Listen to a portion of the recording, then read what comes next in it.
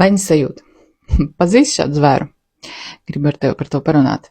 Bet pirms par to parunāt, gribu tev izstāstīt kādu stāstu, kas notika ar mani pavisam nesen. Es nebiju ceļojusi 17 gadus. Un līdz ar to ar lidmašīnu nebiju ceļojusi. Un līdz ar to lidojuma pieredze, tas bija priekš manis kaut kas ļoti jauns un satraucošs mirklis.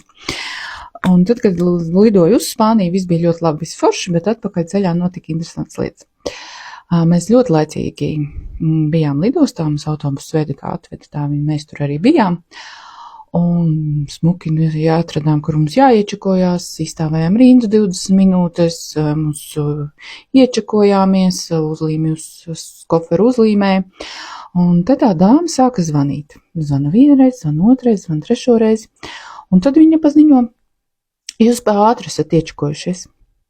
Varat tikai 2 stundas pirms lidojuma iečakoties. Mēs bijām 2,5 stundas ātrāk tur.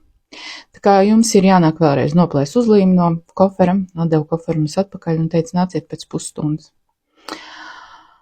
Mēs tāds ļoti izbrīnīts bijām. Nu labi. Izgājām apli, pasēdējām, pagaidījām un pēc pusstundas gājām, stājāmies atkal rindā. Tikai šoreiz tā rinda bija ļoti gara. Mēs stāvējām 1,5 stundu. Līdz ar to, izstāvot rindu, mums bija mazāk pa pusstundu palikusi līdz lidojumam. 20 minūtes pirms lidojuma iečako vārtu slēdz, vai ne? Tā vismaz. Es zinu, palabojiet, ja ir kā citādāk. Un līdz ar to mums no tās iečakošanās vietas līdz tikt līdz vārtiem mums bija 10 minūtes. Pa ceļam vēl jāaiziet drošība. Lai neteiktu, ka mēs bijām satraukšās, ir maigi teikts. Mēs ļoti ātri pārvietojāmies. Un te ir jautājums par to, kas ir vainīgs šajā situācijā. Ka mums bija 1,5 stundu jāstāv rindā un mēs neko neapskatījāmies, kas bija pa ceļam. Par cik es nebiju tik sen lidojusi, domāju, forši paskatīties, kas tur notiek. Ne ūdeni uzpildījām, neko. Nelabierīcības apmeklējām. Mēs varētu teikt, ka vainīgs lidostas tās līdzsabiedrības darbiniece. Vai ne? Bet kāda jēga? Es varētu vainot sevi. Bet kāda jēga no tā visa? Ko es no tā iegūstu? Precīzi neko. Vienīgais, ko es varu šajā situācijā darīt, paņemt to kā pieredzi. Un tas, ko es secināju priekš sevis, ka man nevajadzēja iet gaidīt šo te pusstundu, bet iziet savu apli un stāties atkal rindā. Jo mēs redzējām, ka tā rinda aug, un mēs domājam, nu tas ir uz to kā citu lidojumu, viņi tur fiksi ātri sačakosies, un tad jau mēs iesim, tad jau viņi būs ātrāk, bet nekas tāds nenotika. Un tas ir par to vainošanas jautājumu, ko es ar tevi gribu vēl parunāt, jo mēs mākam vainot citus cilvēkus kaut kādās lietās, mēs mākam vainot sevi, ļoti brīnišķīgi mums tas sanāk. Un ja mēs runājam par citu vainošanu, cilvēks, tāpat kā šī lidostas darbiniece, izdarīja labāko, ko viņa tajā brīdī varēja izdarīt. Viņa piezvanīja uz 1, uz 2, uz 3 numuru. Es nezinu, vai viņa nebija pietiekuši kompetents, vai tam tā bija jābūt, bet viņa izdarīja labāko, ko viņa varēja izdarīt. Un tieši tāpat tās arī mēs izdarījām labāko, ko varējām izdarīt, bez lidošanas beigās pieredzes, respektīvi bija ļoti sen, un tas vairs nav taisnība. Darījām tā, kā mums lidostas darbiniece teica. Un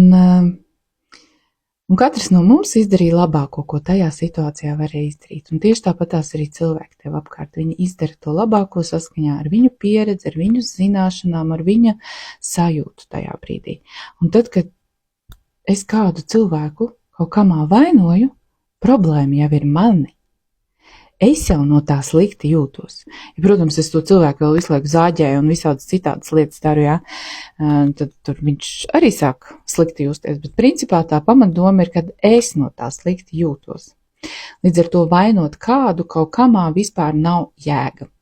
Un tad jautājums par to vainot sevi. Protams, šis ir daudz dziļāks process un tur dažādas saknes ir mūsu pagātnē, bet ar šo tēmu koči nestrādā un es arī nestrādāju.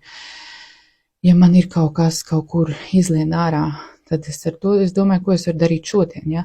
Līdz ar to, lai labi būtu rīt, jo ko es varu šodien tagad šeit izdarīt ar šo situāciju? Kad jēga man sev vainot kaut kamā? Es varu šo situāciju paņemt kā pieredzi. Šajā gadījumā es nākamreiz nesēdēšu. Es iešu stāšos vēlreiz tajā rindā, lai arī viņa ir gara, bet es stāšos, jo es zinu, ka es pa to pusstundu tāpat to rindu neizstāvēšu.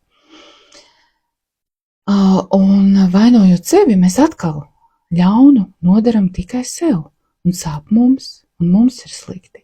Un mēs atņemam sev iespējas. Atņemam iespējas darīt kaut ko no tā, lai mums būtu forši, lai mums būtu labi. Tas man tāds īsās atziņas šodien par to vainošanas jautājumu. Tas ir tik ļoti tūs un aktuāls katram no mums, tici man. Un vispār bija interesanti par to lidojumu, jo ļoti daudzi nepaspēja iečakoties, un tur tika atsevišķi taisīti logi vaļā, kur cilvēki, kuriem kavē jau šo reizi, lai viņi var paspēt iečakoties, un bija interesanti to visu vērot no malas, un mums tur priekšā sākās cilvēkiem tāds stress, ka viņi pēkšņi aizskrēja visi uz kaut kādiem logiem un sāka stāvēt nepareizā vietā, nepareizās rindās, un līdz ar to mēs tikām ātrāk pie check-in dāmas un varējām iečakoties ātrāk, un rezultātā mēs apdzinām tos cilvēkus, kas stāvēja rindā pirms mums.